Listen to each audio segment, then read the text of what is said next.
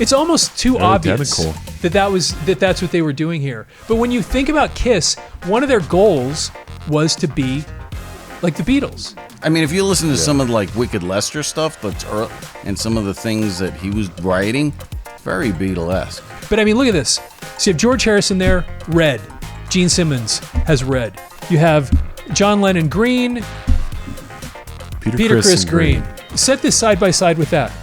Who is your favorite member of KISS, and who is Mike Portnoy's favorite member of KISS? You might find this interesting. Introduce yourself to everybody real quick. Austin, and I'm a singer, actor, composer. And Austin's going to be doing videos with us on soundtracks. We're going to be doing a bunch more of those coming in the next year, and so we thought we'd invite him here to be with us and go through some of these videos. So in an interview, Mike Portnoy spoke about the passing of Ace Frehley, and he actually said that his favorite member of KISS was not Peter Criss, even though he's a drummer. You would think that. You would think that. Mike Portnoy, one of the greatest drummers alive, yet his favorite member of KISS was Who is, by the way, Mike Portnoy is, by the way, if you ever talk to him or see him, super cool. Super cool dude. I mean, just interviews and stuff, he's just super laid back. If you remember, he was on, that metal show? Yeah. They had all the guitarists always, like when they'd go out to break and stuff. They had Mark it's Mike Portnoy. I got Mark in my head. I kept saying it too. Mike Portnoy one time was up there, and I'm just like, dude. Anyway, but go ahead. So he said Ace was his first guitar hero, even though I was a drummer. He was my favorite member of KISS, and my nickname in elementary school was even Ace. So yeah, it's been a tough one to process. There's a lot of people that have struggled with, with the whole thing of Ace Frehley dying. Now, this is what's so interesting. As I'm reading this article, he mentioned something that had actually occurred to me before, and probably to a lot of people, but he just put it into words here. And I know other people have talked about this, but listen to this. After interviewer Pipeman noted that the cover art of the first KISS album is what brought him to where he is now, Portnoy said, "It's so funny because that album cover for the first album cover is so iconic, but when you think about it, it's really just an updated version of the Beatles' Meet the Beatles album cover." So it was like taking the same album cover and just taking it to a decade for a new generation. And when you think about, and he goes on and he talks about some interesting things. Interesting. Because, what's that? Interesting. But I mean, look at it. Yeah. It's almost too obvious identical. that's what they were doing here. But when you think about KISS, one of their goals was to be like the Beatles. Yeah, I mean, Gene talks about that all the time. He's like, we just wanted to be a heavier version, I'm paraphrasing, of course, of the Beatles. I mean, if you listen to some of like Wicked Lester stuff, and some of the things that he was writing, very Beatlesque. I mean, yeah. Well, and when you listen even to a lot of their early music, you can call it heavy, but they had all the harmonies. Right. They wanted the band to be like the Beatles in a bunch of different ways, not the least of which all of them sing. So Portnoy goes on with a couple things, and I just wanted to read a couple of these things real quick. Highlighting some of the other parallels between the Beatles and KISS, Portnoy said, Paul Stanley is the Paul McCartney character. Gene Simmons was the John Lennon character. Ace Frehley was the George Harrison character. They align even. You had four guys that all sang and create and contribute. When the Beatles came around, it was the first time there was a band of four characters. Up until then, you just had Elvis Presley's and Chuck Berry's. When the Beatles came around, you finally had four distinctive characters, and it was the same with KISS. When KISS came around, you had four characters, and they were all bringing something to the image of the band. And this is such an interesting thing, because when you go back to the 70s, you had so many of these, what they call faceless bands. Oh, without a doubt. Like you had the Moody Blues, you had Pink Floyd, you had all these different bands that if you saw them in the supermarket, would you ever know that you were standing next to a rock star? No. And this was something that was so interesting about the Beatles, because that's what they were. They were these four distinct characters, and it was so interesting because even the Beatles, and you know what, as we were getting ready for this, what did Austin ask? You asked, who was your favorite Beatle? Because everybody had that. That was part of it. And it was the same thing with KISS. Who was your favorite member of KISS? It was such an interesting parallel that they were able to do that. I mean, there's not a lot of bands to this day that you have that. I mean, you have like the One Directions and the boy bands that you'd have. I get teased a lot because I'm like, who's your favorite Spice Girl? Right? Who's your favorite Spice Girl? Do you know? You Posh Spice guy? Who's the girl Ginger? on America's Scary Got Spice. Talent? America's Got Talent? That's Scary Spice, I think. Scary Spice. Scary She was Spice. married to Eddie Murphy.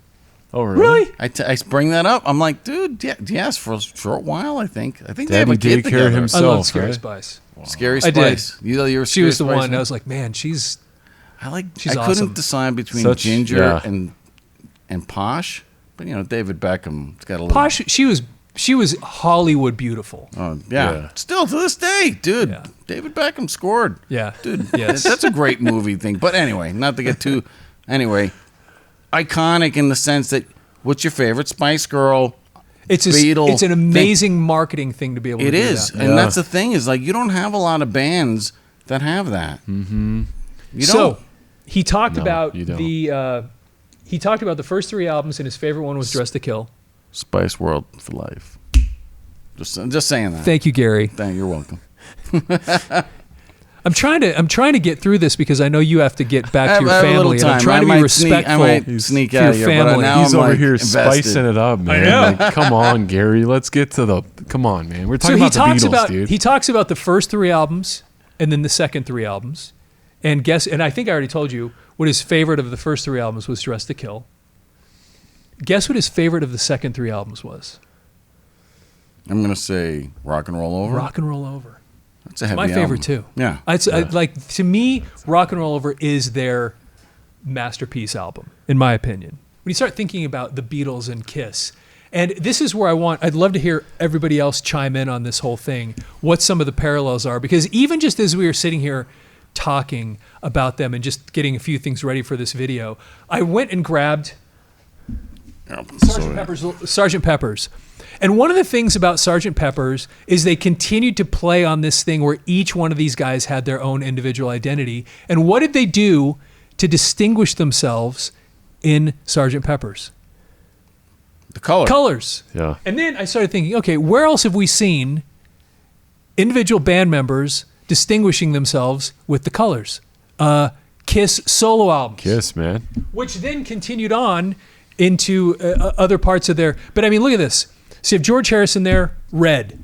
Gene Simmons has red. You have John Lennon green, Peter Criss Criss green. You have this, it's kind of more pink, but it's this purplish pink that you have on Ringo Starr, purple on Paul McCartney, or not Paul McCartney, Paul Stanley, and then blue on Paul McCartney, blue on Ace Frehley.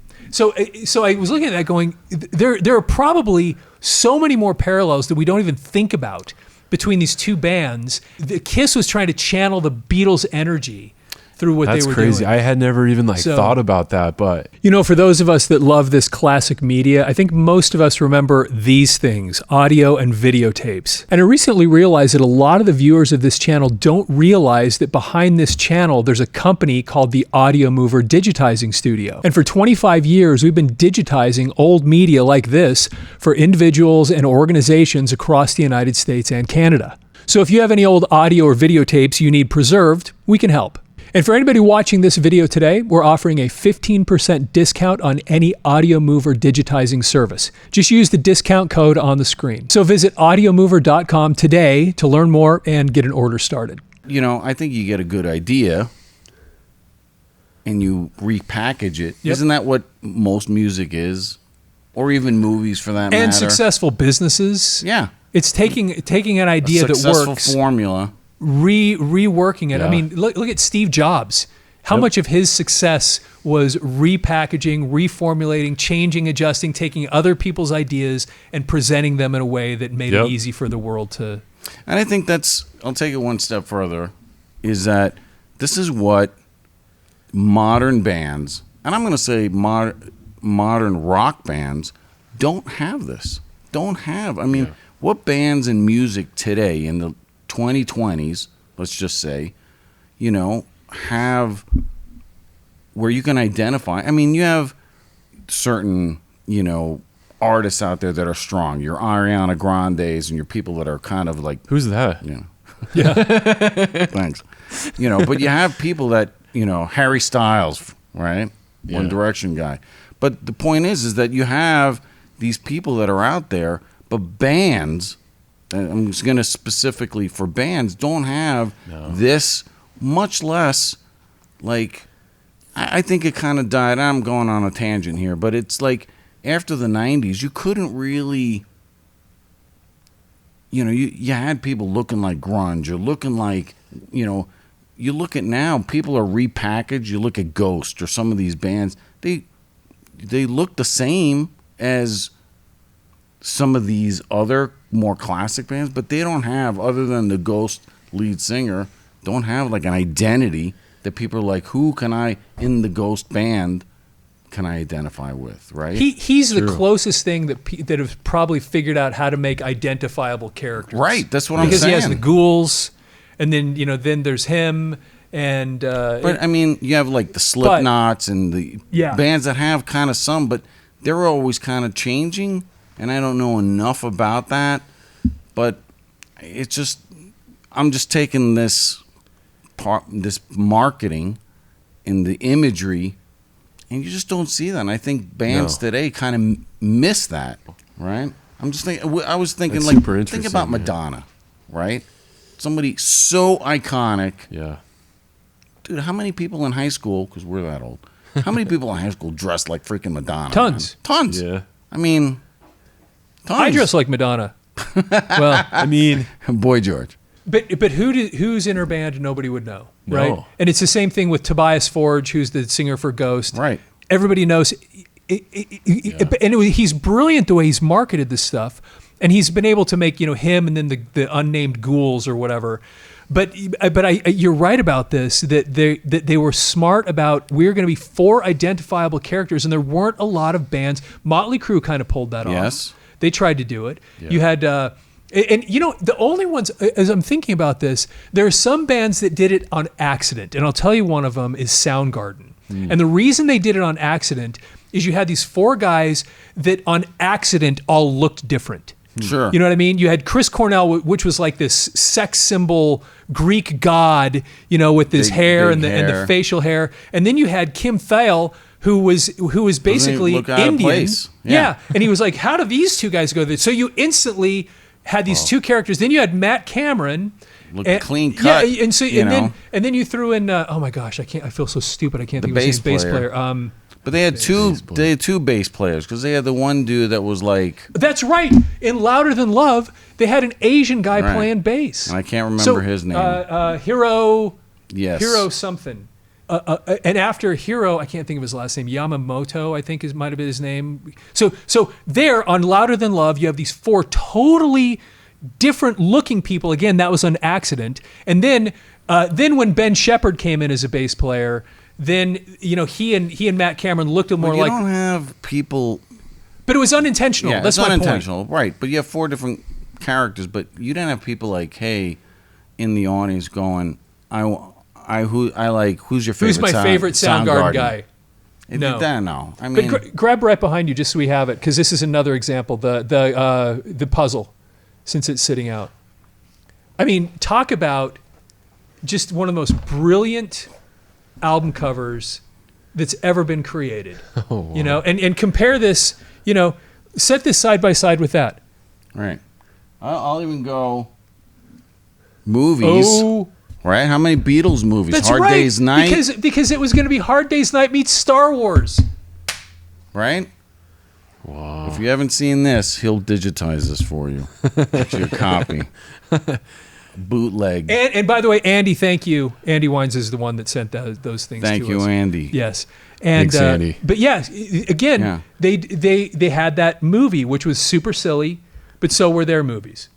Right. Dude, I gotta get like a pair of these shoes. Are you kidding me, man? Dude, I'd be unstoppable. You can find them. Las Vegas. But look at this. Those are sweet. Again, it's the boom, imagery. Boom. It's they everything. They man. did this. It was a brilliant thing. And then they were these guys with the makeup on your face. Then of course you had these characters that you could gravitate to, and they somehow managed to do. And even in this picture and in this whole concept, giving each one of them. And then they even did little things like, it sounds silly, but I am the walrus. Yeah. I mean, they had other characters inside. These are characters inside the characters. Yeah, dude. It's just It's kind of amazing. It's kind of amazing. People aren't, like doing that like these days, right? It's people were such characters back in the day. It's just there's like none of that. What was his name? It's so funny. What did they call? What was his name in the movie? Can't even right off the top of my head. He looks like the Green Goblin, man. No, but there are people in our comments all the time that mention him because he's the bad dude. Because he's the bad dude. But people, that's sweet, man. People remember anyway. It's so funny. Oh my gosh, I can't believe I can't think of this. Anyway, but it's you can do the soundtrack. Devereaux, Abner Devereaux. Abner Devereaux. It's so funny that his name keeps getting brought up in our comment section because he's the bad guy in the movie. Okay. Anyway, I just thought this was interesting. With Ace Frehley passing on, Portnoy is sitting here talking about his favorite member of KISS, which happened and to be these Ace. connections. That's and then what we're talking about. Then of course the whole point this was is where we reach out to like this our fans and people on the channel that kind of we want them to chime in because look, we're just doing this off the cuff, but there's many people out there that have done this deep dive, plenty. And you guys know more than us. We want you to chime in, put in the comments below, and let us know what other KISS Beatle connections there are. The movies, the things, the imagery, the colors. Personalities. Yeah. I feel like they're pretty close. That's interesting. So maybe if we can get enough comments and different parallels that we haven't thought about, I mean, that could even merit a follow-up video. For sure. Kind of going through a checklist of all the different parallels between the Beatles and KISS. Super interesting. That's a fascinating video. It started off reading a little thing about Portnoy and how much how Ace was his favorite member of KISS. Okay, I think that's a great idea for a video. All right. We should do that. We want your comments, feedback. What are the other parallels between the Beatles and KISS that you can think of? We would love to get those. Put them down in the comments section, and that'd be really fun to do. Yeah. And so thanks for being here. And anyway, again, we want to thank Digitech for their ongoing support of the channel. We have some posters back here. We got the new pedal on the set, and I think we're gonna have one of the guys from Digitech on a show. The marketing manager, Johnny. Let's go. We're really excited to get him here. So anyway, follow the channel, like the video, share it with all your friends, and with that, have yourself a fantastic day.